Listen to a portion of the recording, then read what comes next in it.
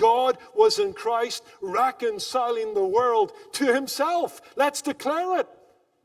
For God so loved the world that he gave his one and only Son, and that whosoever believes in him should not perish, will not go to hell. Let's declare it. We must use words, and in using words we must praise the goodness and excellency of God in the gospel. The gospel at its heart is an event. It's not an ethic. It's an event. It's the saving work of Christ through his atoning death and through his physical resurrection. Look, what is the gospel? Well, Jesus died, according to the Scriptures, for our sins.